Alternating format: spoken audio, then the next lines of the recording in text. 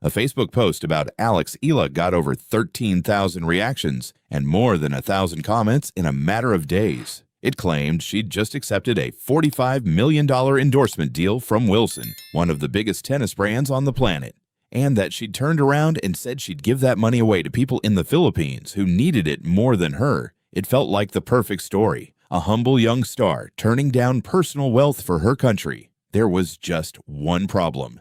None of it ever happened. This is the real story of Eala's brand deals, the actual companies paying her, the fake stories that have gone viral instead, why so many people believed something that was never true, and what her finances actually look like behind the headlines. Let's start with the fake story itself, because understanding exactly how it spread tells you something important about fame in the social media era. The post included a photo of Eala alongside a former Wilson president and CEO, paired with an emotional quote supposedly from her, thanking Wilson for trusting her, but saying she'd rather use the money to help others because so many people need it more than she does. It's a beautifully written quote. It's also completely fabricated. There's no such statement anywhere on her verified Instagram account. There's no announcement from Wilson. There's no coverage from any legitimate sports business outlet confirming a deal that size. Philippine fact-checking organizations Rappler and Vera Files both independently investigated the claim and found nothing behind it at all. And here's the thing, this wasn't an isolated incident. It was part of a pattern. Around the same time, a completely different fake story claimed Eala had signed a sponsorship deal with Emirates Airlines. That one spread across TikTok and other platforms too, with no actual announcement backing it up anywhere. Another rumor claimed Yonex, a rival racket brand, had given her a custom racket engraved with the words Philippine Icon. That one's also false. She's remained under contract with Babolat this entire time, the same brand that supplied her rackets throughout her rise up the rankings. There was even a fake donation story claiming she'd personally given 3.9 million pesos to homeless people in Quezon City after winning the Eastbourne Open. Rappler had to fact-check and debunk that one separately too. And, more recently, TikTok content has circulated claiming a mysterious sponsorship from a Sheikh Khalid Al-Rashid, framed as some kind of birthday gift turned career-changing multi-million-dollar deal. There's no verified source behind that one either. It follows the exact same pattern as the others. An eye-catching, emotionally satisfying story with no actual paper trail. It's worth stepping back and asking, is this actually unique to Eala, or does this happen to every rising athlete? The honest answer is that it happens constantly to breakout stars, but it tends to happen faster and more intensely to athletes from countries with less mainstream international sports media coverage. When a player breaks through from a well-covered tennis nation, there are dozens of established outlets immediately reporting and fact-checking every rumor in real time. When a player breaks through from a country like the Philippines, where international tennis coverage has historically been thin simply because there was never a player at this level to cover, there's a gap. And unverified social posts rush in to fill that gap faster than legitimate journalism can catch up. That's not a criticism of Filipino fans or media. It's just a structural reality of how sports information ecosystems work, and it happens to break out stars in other emerging sports markets too, not just tennis. So why does this keep happening, specifically to her, over and over again? Fact-checkers who investigated these stories point to a specific combination of ingredients. First, there's her genuine, real international prestige. She actually has beaten Grand Slam champions. Actually has made history for her country, so a story about a huge global brand wanting her doesn't feel like a stretch. Second, there's the sheer appeal of a big, round, dramatic number.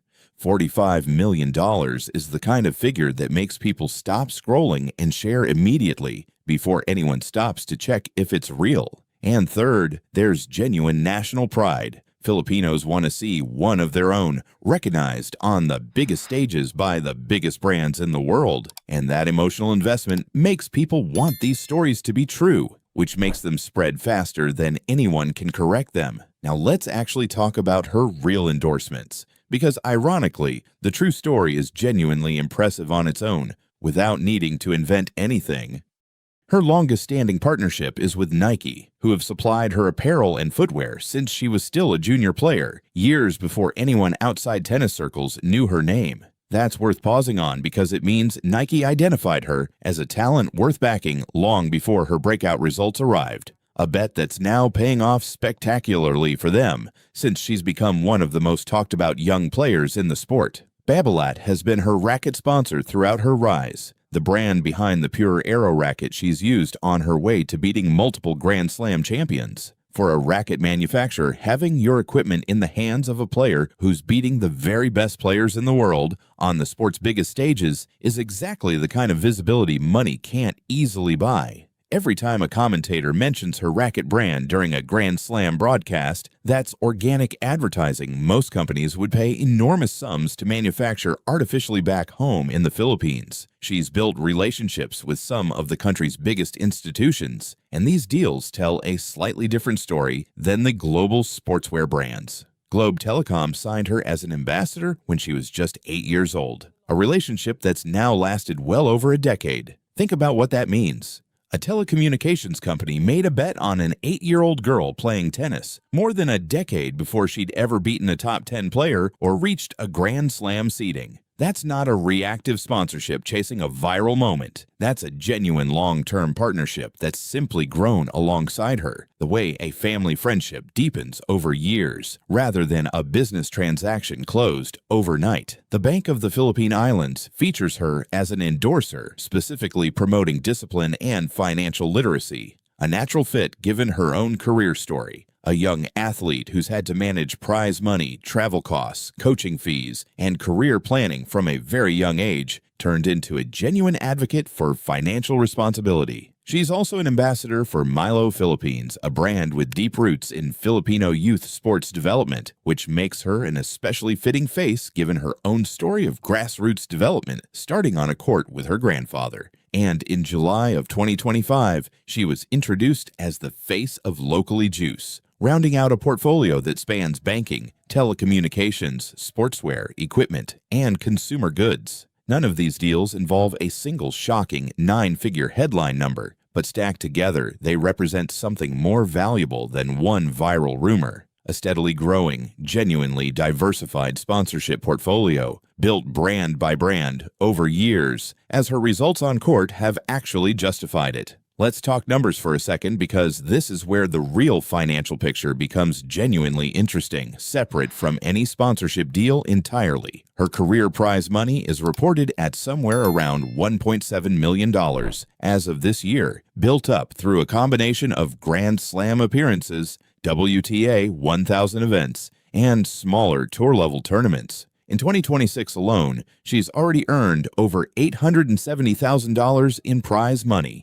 including over $100,000 just for reaching the round of 16 at Indian Wells, and over $100,000 more simply for competing in the Australian Open main draw. But here's something a lot of fans don't realize. That prize money doesn't just land directly in a player's pocket. A significant portion goes straight back out toward travel costs, coaching salaries, training expenses, taxes, and management fees. Professional tennis is genuinely expensive to compete in at the top level. Flights across continents nearly every week of the year, hotel stays, physiotherapists, hitting partners, coaching teams. What looks like a huge prize money check on a scoreboard graphic is actually a gross figure, not a take-home number, which is exactly why sponsorship deals matter so much for a player's actual long-term financial security, separate from whatever she earns swinging a racket. And that's why the aftermath of this year's Wimbledon run matters so much for her financially. Following her historic run, becoming the first Filipino ever to reach the second week of a Grand Slam and knocking out defending champion Iga Swiatek along the way, industry analysts have pointed out that premium brands are now certain to be competing for her attention.